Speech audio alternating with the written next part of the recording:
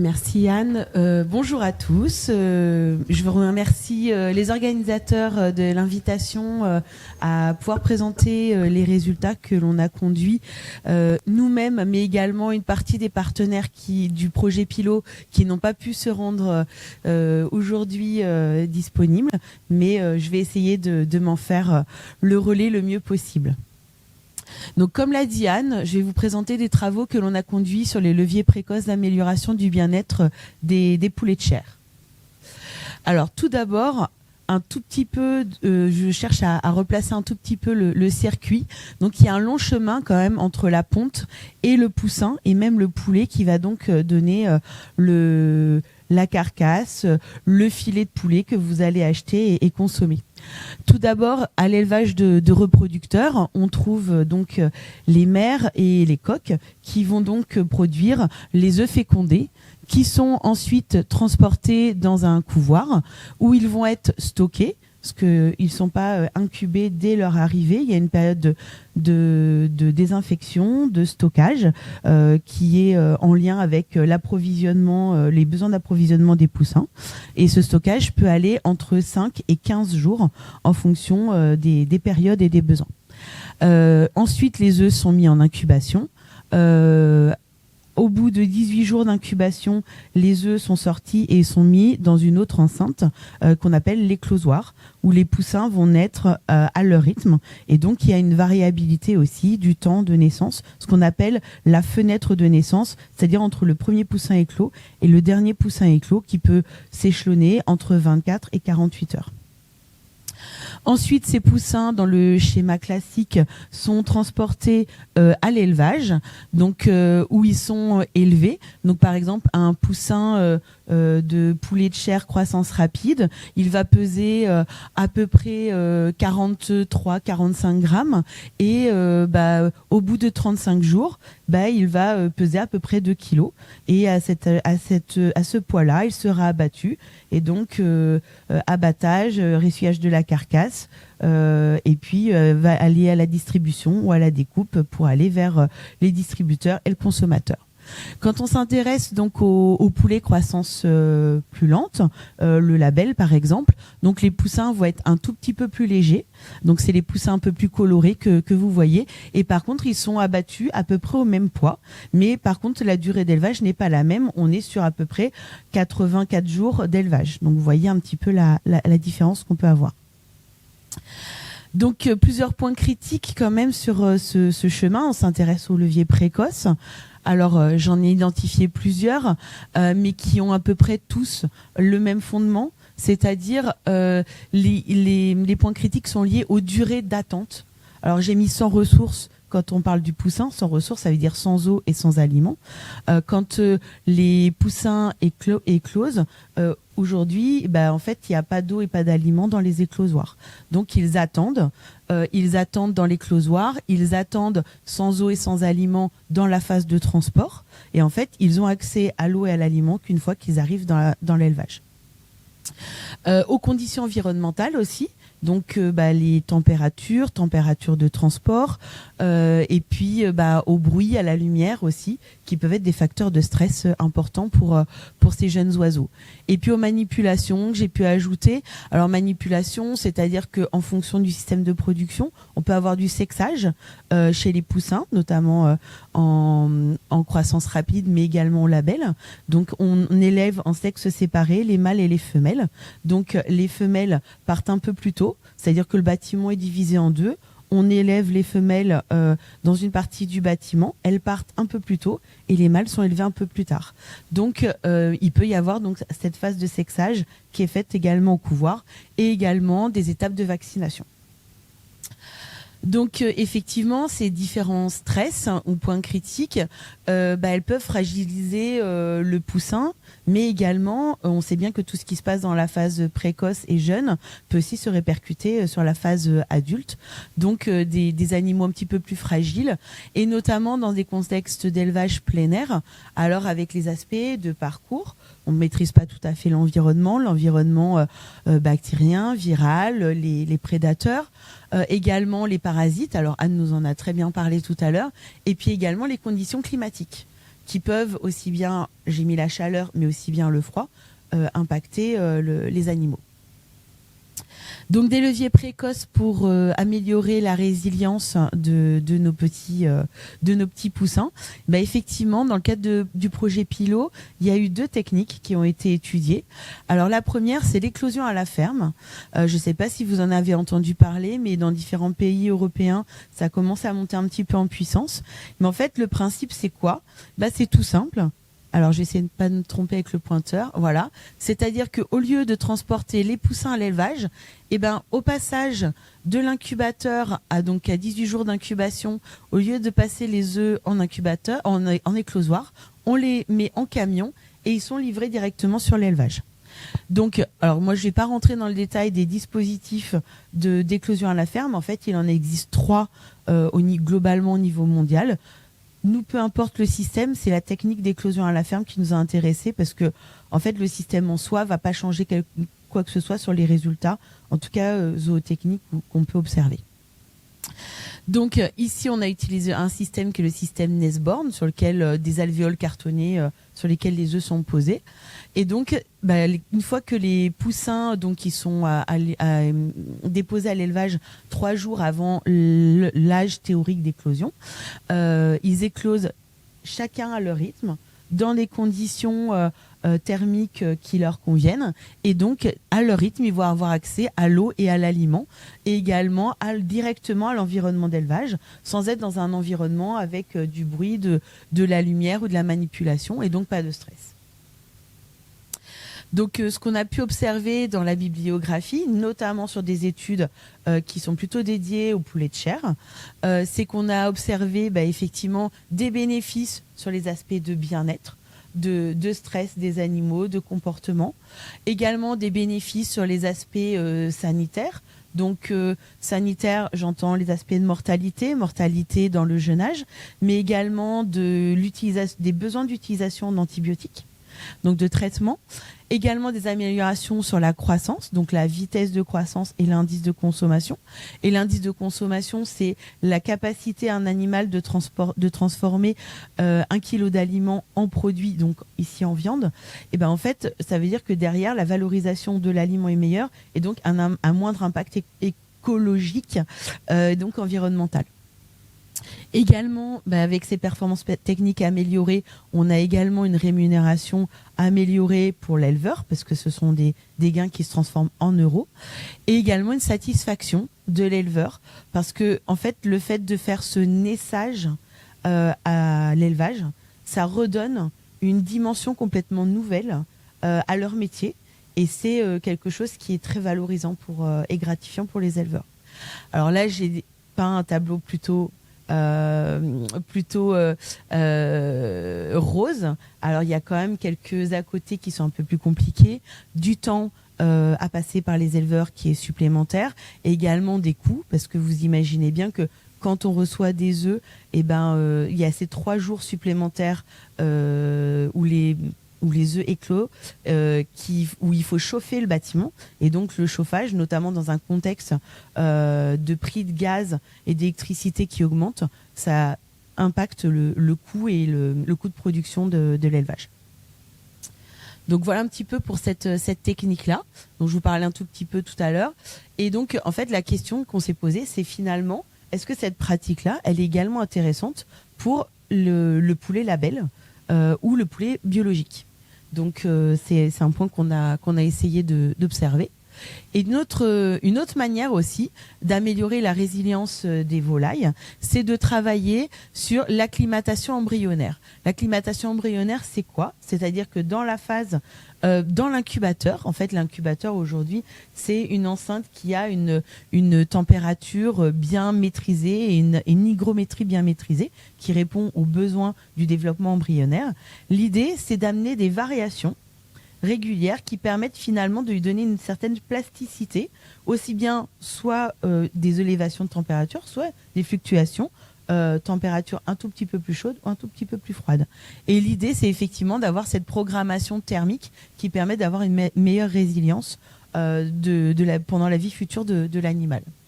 Donc il y a déjà des études qui ont été conduites sur les volailles de chair là-dessus, qui ont permis de voir qu'il y avait une meilleure résistance aux maladies, également de meilleure résistance sur les aspects thermiques, meilleure résilience globale, mais aussi avec des questionnements en termes de mortalité, en termes de qualité de poussin et de comportement des animaux. Donc il y a encore des choses un petit peu à creuser sur cette technique. Et donc la question qui s'est posée dans le projet Pilot, c'était finalement qu'est-ce qu'on arrivait à avoir aussi bien sur le jeune que sur les animaux adultes des œufs qui ont été donc acclimatés. Donc pour l'éclosion à la ferme, ce qu'on a pu voir, c'est qu'on a conduit cet essai dans le sud-ouest à l'été 2022. Je ne sais pas si vous vous souvenez de l'été 2022, il faisait très chaud. C'était pas comme cet été. Donc on avait 40 degrés quand on a conduit ces essais. On était en cabane, donc on avait en fait 2 cabanes qui étaient dédiées à l'éclosion à la ferme. Et dans les 6 autres cabanes, l'éleveur a fait des installations de poussins classiques. Et donc on a pu comparer complètement parce que c'était les frères et sœurs poussins, donc c'était issu des mêmes mères, des mêmes élevages, des mêmes incubateurs. Donc on a réalisé des aménagements dans l'élevage pour pouvoir réaliser et maîtriser correctement la température. Donc on a tout contrôlé pour que les œufs aient les bonnes conditions thermiques. Et donc on a suivi la qualité du poussin, la viabilité, la croissance et les données abattoirs et le retour de l'éleveur. Donc, ce qu'on a pu voir ici dans le tableau, vous voyez les données d'éclosabilité. Alors, 95-96%, ce sont des très, très bons taux d'éclosabilité. Et on a eu des très bons résultats malgré les températures qu'on a pu subir dans les cabanes, où finalement, on n'a pas pu maîtriser complètement les températures objectives. Donc, ce qui montre aussi que finalement, le modèle Label est assez résilient sur cet aspect-là. On a vu une très bonne qualité de poussin qui était meilleure pour les poussins éclos à la ferme, notamment sur les aspects de posture, d'activité. Et puis, alors par contre, on avait des poussins qui étaient un tout petit peu plus déshydratés. Je vous disais, dans les cabanes, il faisait relativement chaud. Donc, ils avaient un peu plus subi la chaleur que leurs homologues qui étaient juste livrés, et venus du couvoir. Ici, on a représenté le poids des poussins à J1, donc les poids des poussins éclos à la ferme, les poids des poussins venant du couvoir. Et ce qu'on voit, c'est que déjà, à J1, on a 4 grammes d'écart en faveur de l'éclosion à la ferme. Ce qui montre bien que les poussins, ils ont pu s'alimenter et s'abreuver et ont démarré déjà leur croissance, ont démarré déjà finalisé la maturité de leur système digestif. Et ici, ce sont les données que l'on a eues à l'abattoir. Donc, on a représenté le poids sorti de l'élevage et le poids sorti, abattoir. Et globalement, alors ça représente peut-être pas grand-chose pour vous, mais on a gagné 40 grammes sorti élevage et 25 grammes par poulet sorti abattoir. Mais ce qui représente en fait un gain de 1 journée d'élevage, ce qui n'est pas négligeable quand même en termes économiques et quand on considère l'ensemble de la production. On a eu une mortalité très faible, mais très faible pour les 2 groupes, donc inférieure à 1%. Par contre, à l'abattoir, ce qu'on a pu voir, c'est qu'on avait des animaux moins déclassés, moins de saisies, moins de griffures, aussi parce que les animaux étaient beaucoup plus calmes à l'attrapage. Et ici, on a représenté le poids des carcasses à l'abattoir. Et on a vu que par carcasse, il y avait un gain de 16 grammes en faveur de l'éclosion à la ferme, ce qui n'est pas statistiquement différent, mais par contre, économiquement, ça a fait sens aussi d'un point de vue filière. Donc, en résumé, sur l'éclosion à la ferme, une bon taux d'éclosabilité, bonne qualité de poussin, température corporelle, viabilité, etc. L'éleveur, il a trouvé ça quand même relativement stressant, pour être tout à fait honnête, parce que c'était le premier lot. Les températures étaient pas non plus hyper favorables pour ça. Un temps de travail qui était quand même supérieur, mais très très valorisant, et il était prêt à continuer. D'un point de vue économique, effectivement, il y a un intérêt sur les performances techniques, mais qui compense pas quand même le coût supérieur de l'œuf, ni le temps, ni le chauffage supplémentaire. Et aujourd'hui, il n'y a pas de valorisation commerciale de l'éclosion à la ferme, donc pas un prix supérieur à l'achat, donc à l'abattoir, ni auprès du consommateur. Et un autre point, c'est la maîtrise réelle du nombre de poussins, parce qu'il ne faut pas oublier qu'en label, c'est réglementaire. Donc je passe très vite parce que je suis en retard. Un autre travail qui a été réalisé donc en tout petit atelier biologique. Donc c'est Anne qui a suivi ce travail-là. Donc des tests réalisés en petites poussinières. Donc en tout petit atelier. Et en fait, ce qu'on a pu voir, je vais aller directement au résultat, c'est que dans des enceintes beaucoup plus petites, la température est beaucoup plus difficile à maîtriser et notamment la stabilité et l'homogénéité. Donc il y avait cet aspect-là. La vaccination aussi qui était quelque chose d'un peu plus compliqué pour l'éleveur parce que c'était charge à lui, elle était plus réalisée au couvoir mais réalisée par l'éleveur. Le temps supplémentaire et la consommation d'énergie. Mais comme on a pu voir en label, on a observé quand même, une fois que les aspects techniques étaient maîtrisés, des taux d'éclosion qui étaient quand même très bons. L'accès à l'aliment et à l'eau immédiat qui ont permis également d'afficher un poids au démarrage supérieur, une meilleure efficacité alimentaire et également un retour de l'éleveur qui était très gratifiant et qui considère aussi comme un point important de communication vers le consommateur. Et si on s'intéresse au dernier levier, donc je vous ai parlé tout à l'heure de l'acclimatation embryonnaire. Donc c'est les équipes au Danemark, Anne, qui ont travaillé là-dessus. Ils ont fait aux Pays-Bas. Ils ont travaillé donc sur 3 groupes, donc avec des fluctuations de température. Donc je vous ai mis la température ici constante qui est le lot témoin. Un groupe qui est au bas, donc avec 37 degrés, plus 1 degré, 37 degrés, et on diminue de 1 degré. Et ici, juste un groupe haut. Donc vous voyez un peu le graphique. Ce qu'on voit ici, c'est que en fait, on a bien les fluctuations de température qu'on a observées. Et ici, c'est la production de chaleur des œufs. Donc ce qu'on voit, c'est qu'on a une modification du métabolisme de l'embryon dans l'œuf et qui suit les fluctuations thermiques dans l'incubateur. Ce qui a été montré, c'est qu'il n'y a pas eu d'impact négatif de cette acclimatation embryonnaire sur le poussin, ni sur la durée d'éclosion, ni sur la qualité du poussin, ni sur le développement anatomique, cutané ou vasculaire. Donc ça, c'était un point important parce qu'il fallait aussi qu'on vérifie qu'il n'y ait pas d'impact négatif de ce levier. Et sur les adultes, on n'a pas montré non plus d'effet négatif sur les performances de croissance, ni l'indice de consommation. Donc c'était un point important sur la partie d'élevage. Et il y a eu application d'un stress thermique qui s'est caractérisé en une journée d'application de stress thermique à peu près 49-50 jours d'âge, pendant 3 heures à 30 degrés. Et ce qui a été observé donc pour le groupe qui était en haut-bas, ici, c'est qu'on a eu une meilleure adaptation à la chaleur, c'est-à-dire que contrairement aux témoins, il n'y a pas eu d'augmentation de la consommation d'eau pendant la période d'exposition à la chaleur.